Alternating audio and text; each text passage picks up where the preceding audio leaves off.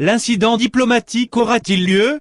Vladimir Poutine sera à Paris le 19 octobre pour inaugurer la nouvelle église orthodoxe de Paris, sur les quais de la Seine, à quelques centaines de mètres de la Tour Eiffel.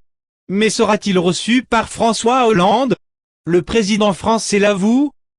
Il se pose encore la question. C'est en tout cas ce qu'il assure dans une interview à TMC, qui doit être diffusée lundi dans Quotidien, l'émission de Yann Barthès. La raison de cette réticence? La politique de la Russie en Syrie est ce que François Hollande n'hésite pas à qualifier de crime de guerre.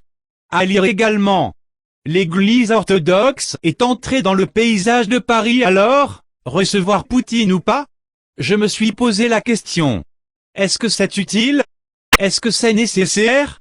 Est-ce que ça peut être une pression? Est-ce que nous pouvons encore faire en sorte qu'il puisse lui aussi arrêter ce qu'il commet avec le régime syrien, c'est-à-dire l'appui aux forces aériennes du régime, qui envoient des bombes sur la population d'Alep? Se demande ouvertement François Hollande. Alep est victime de crimes de guerre, je me pose encore la question, reconnaît François Hollande dans cette interview. Si je le reçois, poursuit-il, je lui dirai que c'est inacceptable. Que c'est grave même pour l'image de la Russie.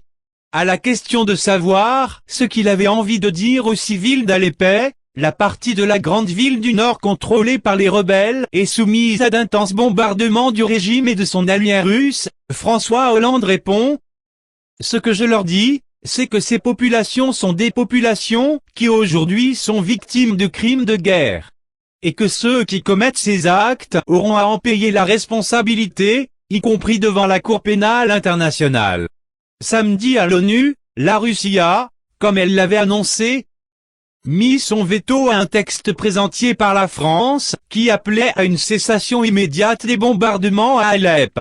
La proposition française a recueilli l'adhésion de 11 des 15 pays membres du Conseil de sécurité, la Russie et le Venezuela ont voté contre. La Chine et l'Angola se sont abstenus. François Hollande avait estimé avant le vote qu'un pays qui opposerait son veto serait discrédité aux yeux du monde. C'est la nouvelle église orthodoxe de Paris, financée par la Fédération de Russie sur la rive gauche de la Seine, que doit inaugurer Vladimir Poutine le 19 octobre à Paris. Regardez d'autres vidéos sur site, vidéo.5la.net.